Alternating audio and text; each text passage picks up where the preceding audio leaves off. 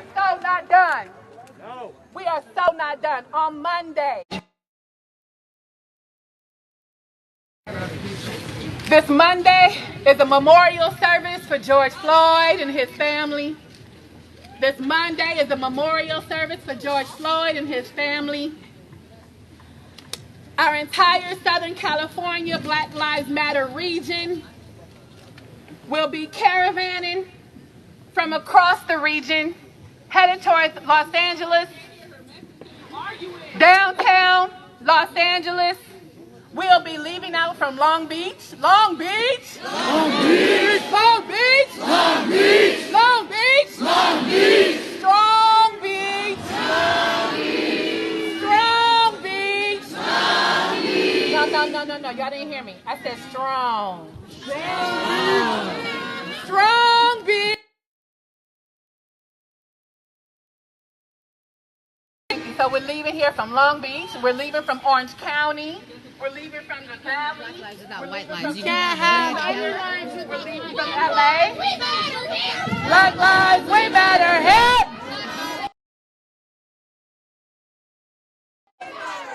Black lives, we matter here. Black lives, we matter here.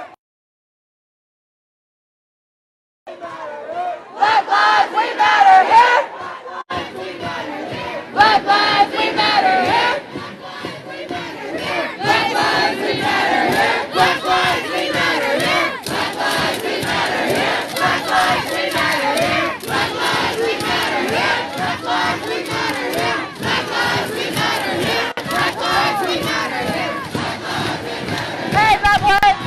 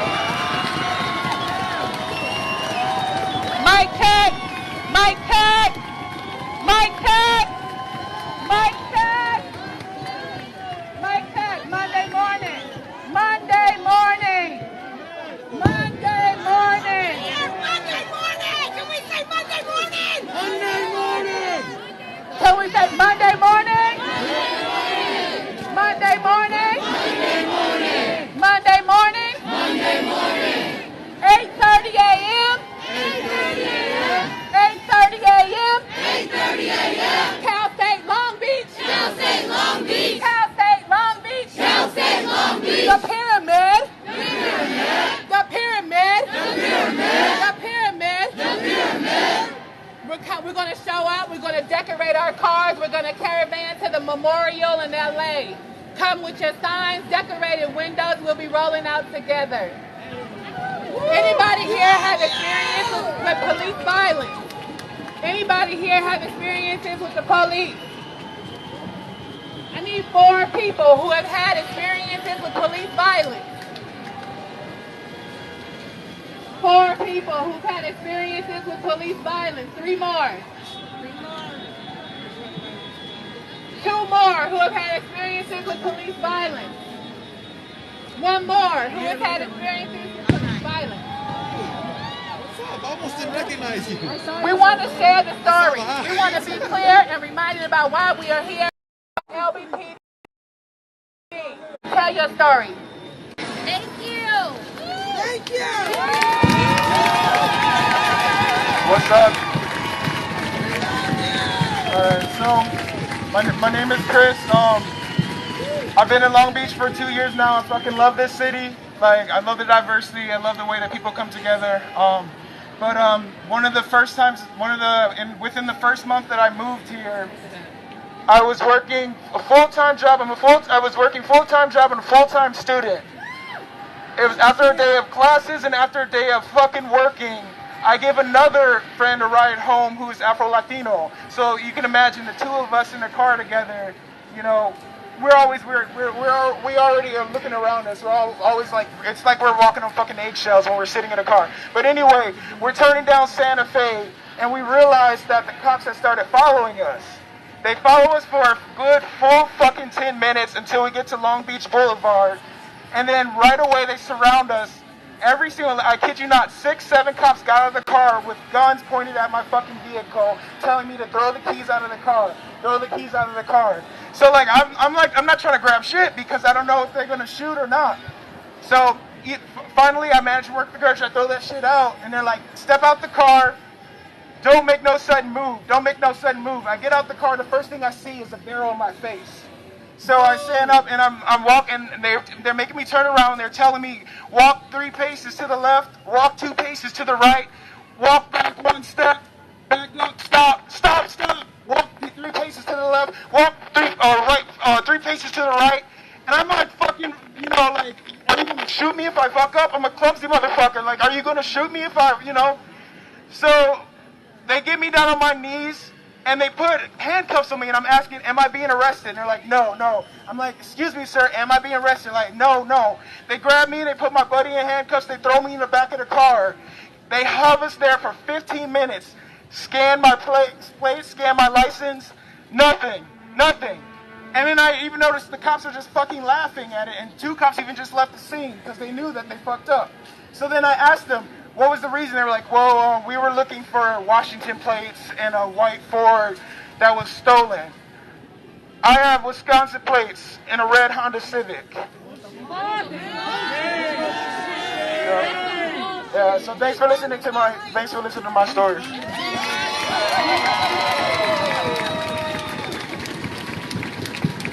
Hey, oh man, bullhorn.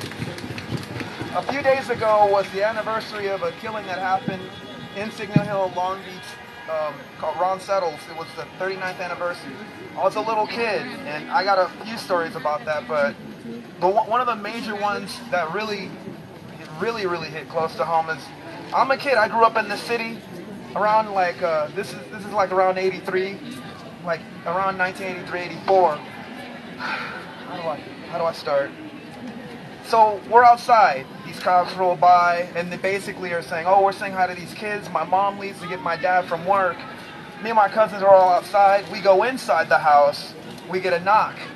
And then, there was the police at the door. I think one of my cousins asked for a search warrant, and my cousin wouldn't let them in. So basically they busted in. They hit my cousin, the mom, over the head with a flashlight. They hit my other cousin, her son, who was 15 years old. I'm around 7 at the time, over the head with a flashlight. They tore up my whole house. They went in the room, sprayed ketchup all over the kitchen and everything. I'm under the table hiding because I was scared, looking at my cousin with a gash in his head, and this cop putting his foot on my cousin. The thing is, dude, I'll say this. If there is any law enforcement here, you need to weed out all the ones that are really disgustingly terrible. Because a kid grows up and sees that, and that's not the only story I have. I'm not going to tell the other ones. A kid grows up and sees that, and they have a perception of law enforcement that's very negative. It's cool to see that you guys are supporting Breonna Taylor and George Floyd. There's so many others. There's so many to name. It's overwhelming. Even from when I was coming up, dude, I lived through it during the riots. I seen this stuff in my neighborhood growing up around East Long Beach. I've seen people that I love get beat up by the cops. Ears sliced by fucking guns. Excuse my language. The thing is, everyone should just keep the perspective of changing where we are, And I'm sorry, I'm like kind of without words. This is overwhelming. But you wanna make sure that you keep it idealistic. It's not just about destroying stuff, it's about creating and building. What are we going to do to replace that? We need a system of justice, like Neely Fuller talks about, a system of justice. Everybody should be producing justice in their own lives and as a collective. So I remember that from as a kid, and I'll never forget it. That's why I'm out here right now.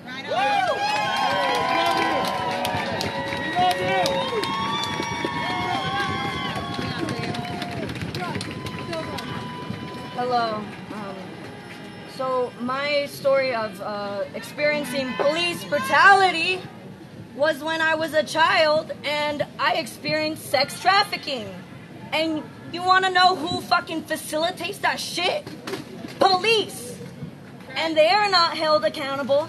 You know what? If I fucking said something, I would have fucking died. I would have been killed and they would have fucking just covered it up. And right now, I'm gonna take this opportunity to give my speech because I was asked to speak. And I am a survivor of sex trafficking, a survivor of police brutality, and I'm here to speak.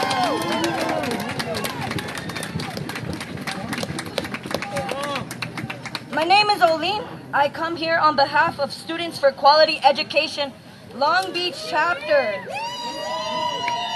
I am here to protest along with all of you against police brutality, which has been ongoing since the creation of the police force. I call for justice for George Floyd, Breonna Taylor, Tony McDade, Nina Pop, Ahmaud Arbery, and every single black person who's lost their lives to police brutality. With our energy, we can create support and aid for the families and communities of those who've lost their lives to police brutality. We cannot expect justice from the system that divides and oppresses us with racist colonial rule. White supremacy and anti-blackness are at the foundation of American values on which American law and American society have been based upon since the birth of this nation. With our energy, we can create the change needed to establish equality for all of our people. We can attain justice for our people by dismantling the systemic racism that perpetuates the oppression of our people. The systemic racism at the center of the United States government.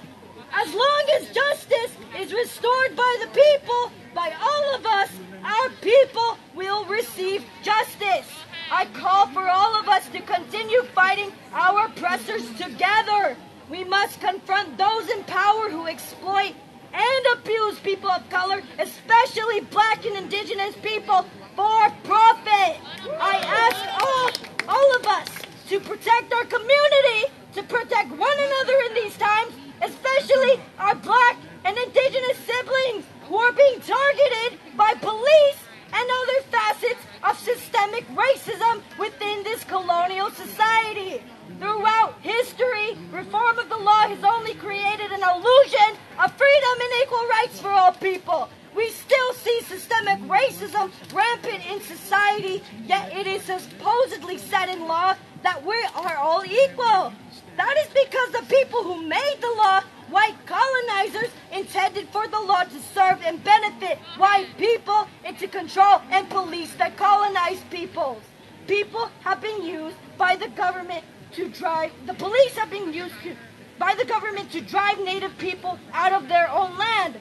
Police were used to catch enslaved Africans, and even after the emancipation of enslaved Africans, the police were used to criminalize the Africans of American society to become slaves to the state as prisoners.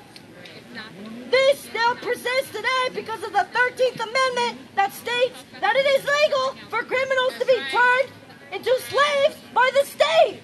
I call for reparations for black and indigenous people who lost their lives and our freedom through colonization because of genocide, slavery, displacement, policing, and land theft.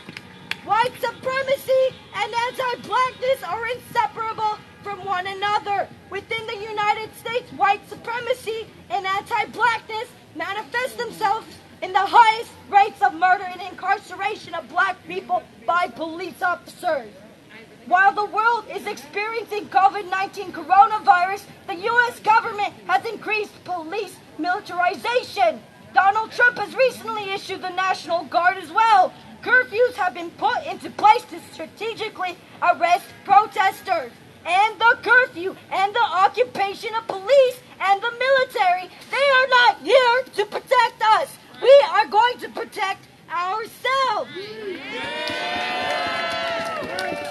The President of the United States is attempting to crush the People's Revolution against police brutality and other manifestations of systemic racism in the United States. We live in a fascist government where we currently see that protesters are being abused, incarcerated, and killed by the police. We cannot speak out and act out against the government and their militarized forces without risking our lives and our security. The police and military protect the state and its private property over the people who speak out and act out against the state. We will not be crushed. We will live on as our ancestors intended us to. We will defend ourselves by any means necessary, as eloquently stated by Black revolutionary Malcolm X. The survival of our ancestors throughout colonization is a revolution in the form of their legacy and our DNA. The revolution lives in us. It is now our turn to keep the wheel turning forward. The system is crumbling, and the people who are at the head are afraid of our revolution. They're afraid of our power. We are uprising with such strength and love for ourselves and our people that it is so powerful and beautiful that it is feared by our oppressors. I ask all of us to call upon our ancestors to aid us in our struggle against systemic racism in the American police system, justice system, education system, and all other facets of American society. How can we learn from the past that our ancestors lived out and apply those lessons to our present-day struggles? How can we heal the intergenerational trauma that persists among the colonized people? Defund the police institution. Put money, time, energy, and love towards the families and communities who've been affected by systemic racism, the hardest, those in need of quality food, water, homes, and education, all the necessities. Let us continue to fight for Black people and Indigenous people, Two-Spirit people, and LGBTQI plus people who need justice and protection from police brutality. Thank you. Thank you. We know that was a little bit hard for folks to hear in the back. This has been pertinent, relevant information. It's all being recorded. It'll get circulated on social media. We have made our demands to the city of Long Beach. We have made our demands to the city of Long Beach all day. We are not going to stop until those demands are met. Let's be clear. We are not going to stop until those demands are met.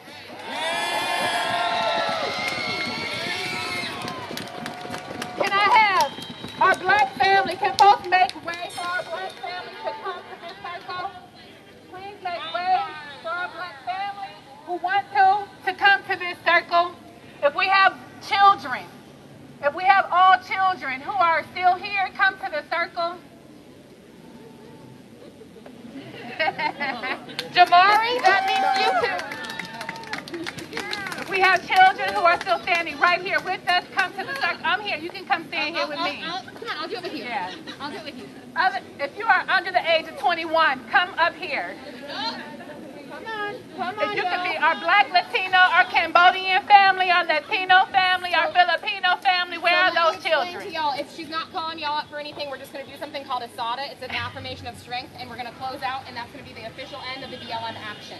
So we're just calling in the babies so that we can do Asada. So if I can have everybody, all the youth, anybody under 21 who wants to join us, come join us in the circle in the center, I would really appreciate it. It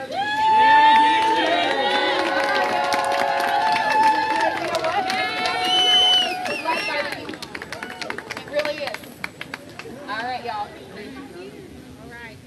All right, y'all. So we're going to do what's called does anybody here know the affirmation of strength Asada? Does anybody know Asada here, who's here in the center? Does anybody who know who Asada Shakur is? Make some noise if you know who Asada Shakur is. So we're going to do what's called the Asada. It is the way that BLM ends all of our actions and events. I am not really youth. I am a little older than that. But I'm going to help the youth lead this because some of them aren't familiar with it. So I would like you to repeat after me. This is an affirmation of strength. These words are from Asada Shakur, and yes, that is in relation to Tupac. That is Tupac's godmother. So if I can have y'all join me, we're going to say it in 3 volumes. We're going to start as a whisper, and you're going to think of it as saying it to yourself. Sorry, we're going to say it as a whisper, and we're going to think about the fact that we are saying that to ourselves. We are reminding ourselves of our power and our duty. And then we're going to say it in a regular talking voice, and we're going to say it as loud as we can and topple this motherfucking system. Are y'all with me? So I'm going to say it louder so y'all can hear me, but I want y'all to whisper first. Really quick, family. So, as Sheila just said, we're closing out with this, but I want to invite folks who, if you are a couple of different groups who I'm saying this to. If you have children at home that you need to get home to right away, if you are differently abled, go ahead. I was losing my grip. Sorry. If you have medical conditions, if you feel any kind of risk, when we close out with this item, we invite. Some of us are leaving who meet those groups, and so if other folks want to stay, feel free. But a few of us will be leaving, so I just wanted to make that clear after we close with this item. All right. So we're going to do the asada, and so if y'all can repeat after me. It is our duty to fight for freedom. It is our duty to fight for freedom. It is our duty to win. It is our duty to win. We must love and protect one another. We must love and protect one another. We have nothing to lose but our chance. We have nothing to lose but our chance. It is our duty to fight for freedom. It is our duty to fight for freedom. It is our duty to win. It is our duty to win. We must love and protect one another. We must love and protect one another. We have nothing to lose but our chains. We have nothing to lose but our chains. It is our duty to fight for freedom. It is our duty to fight for freedom. It is our duty to win. It is our duty to win. We must love and protect one another. We must love and protect one another. We have nothing to lose but our chains. We have nothing to lose but our chains. Ashe, y'all. Y'all are so beautiful and powerful. I cannot say that enough. Thank you for coming out. Thank you for being here. Thank you for showing up for Black Lives. Thank you. But let's not make this the end. Y'all are going to come out next time, right? Y'all are going to follow us. You're going to follow BLM on all of our social media platforms, right? So we're BLM LBC on Instagram. We are Black Lives Matter Long Beach on Facebook. We also have a Twitter that I don't fucking know.